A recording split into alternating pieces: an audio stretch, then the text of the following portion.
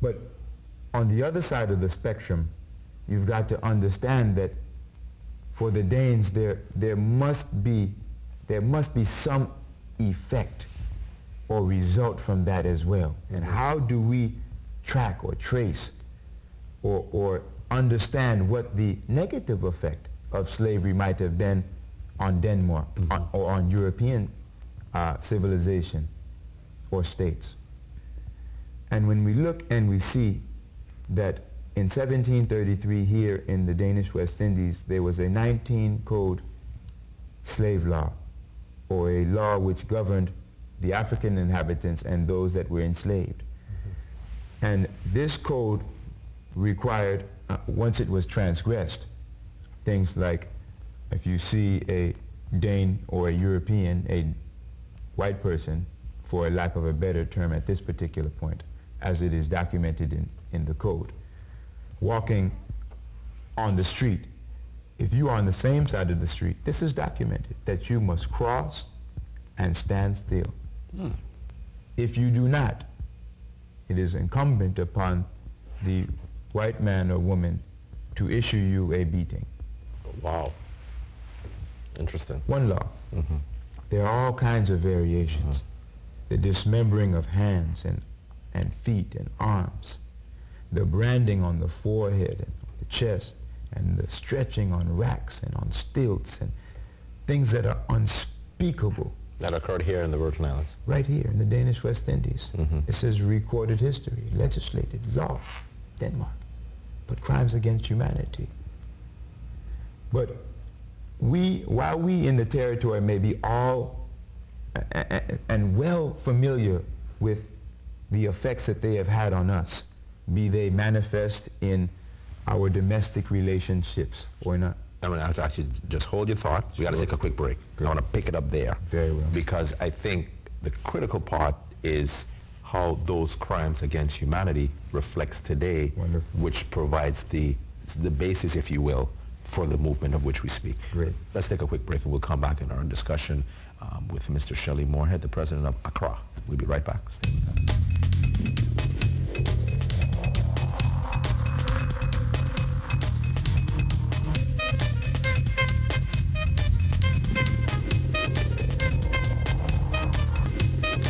Welcome back to Talk To as we continue our discussion this evening with Mr. Shelley Moorhead, the president of ACRRA. And of course, we're talking about the movement, the issue as it relates to reparations, and to get a sense as to what do we mean when we talk about that and why it is so significant, this entire discussion, and some of the effects of what Mr. Moorhead has been talking about as it relates to the crimes against humanity and how that's being manifested. And we see the relation in terms of many of the societal ills that we see here in the territory. Well, I want you to pick it up where you left off, Shelley. And while those ills may plague us here, and other places where our people may be found as a result of the European institution of slavery, you've got to know that there are some effects in Denmark or in Britain or in France or in Europe that stem from the institution of slavery as well. And you've got to understand that there was an entire mindset that existed that resulted in the dehumanization of an entire people. That was a train of thinking. That was policy, and it was institutionalized. It was a thought that resulted in the enslavement and the displacement of over 200,000 African men, women, and children by Denmark alone now that we are speaking. Sure. And only 100,000, only half that number actually survived the journey across the Atlantic Ocean between the years 1671 and some people may say 1848 because that is the year that our forefathers abolished slavery here in the territory. But according to Danish law, we can go back into 1792 and then forward into the period into 1803 where that grace period was issued where the trade was outlawed. Now, the institution still remained in 1848, and some may also say perhaps even until 1878, because with fire burn, why was a fire burn necessary? What brought about those conditions? Contract date, etc., etc. But so there are effects in Denmark that are still being felt.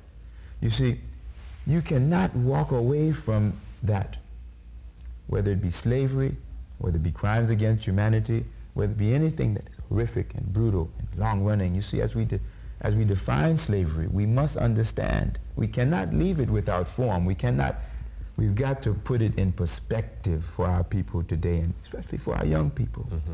It is a long-running, multi-generational, culture-destructive crime against humanity, of which the people of the Virgin Islands have yet to recover. Let me ask you this question. For those people that may say to you, well, Shelley, we understand. Sure. We agree with you. But that happened hundreds of years ago. What's the relevance to us today? How would you respond to that? Or how do you respond to it if you hear it? Well, there are many ways that you can respond. And a question like that, Amos, is posed by somebody, and I can't stereotype or issue a blanket statement for everybody. Sure. But I would be poised to say that more education was needed. Okay. And that's why education is a cornerstone of the Virgin Islands reparations movement. You see, we have committed to exploring reparations through the prisms first of education, of restoration, and of reconciliation. But without education, none of those others can take, those other two components cannot take place.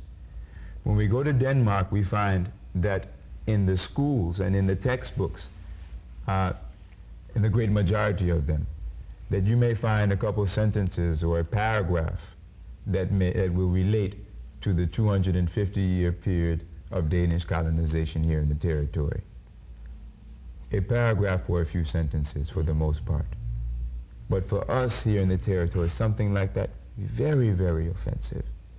True. You know, when we can drive around and look around on a daily basis and we see all of the evidence, the residue of our dehumanization surrounds us. And so for somebody to issue a statement like that and to say that it happened so long ago, it is for them to be remiss and to not understand the effect of that long-running, multi-generational, culture-destructive crime against humanity, of which our people have yet to do. Let me ask you this other question.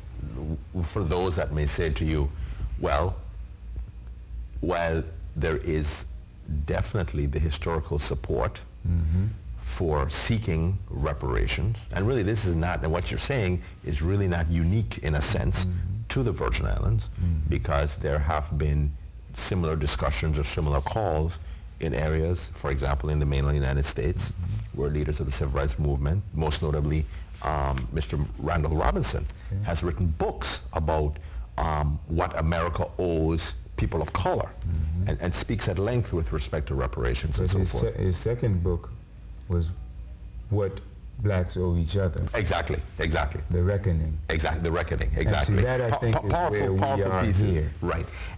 And along the lines of that, for those that would say to you, well, we have, as a people, developed economically, educationally, the whole 9 yards, to the point where a discussion of reparations, while important, really the big issue is how do we continue our development as a people? How do we move forward?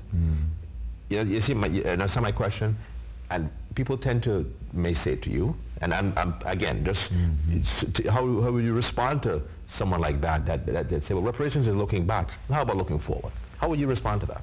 Well, let's paint a picture for you. Okay. And I'm hard pressed because I try to stay out of politics. You know, but although this is a very political issue. You know, but let me give you an example for how this plays into moving forward. Because I'll quote the Honorable Marcus Messiah Garvey, and when he said that a people without the knowledge of their past is like a tree without roots. And that analogy is so powerful because it is unconceivable. You cannot conceive a tree without roots, except that it is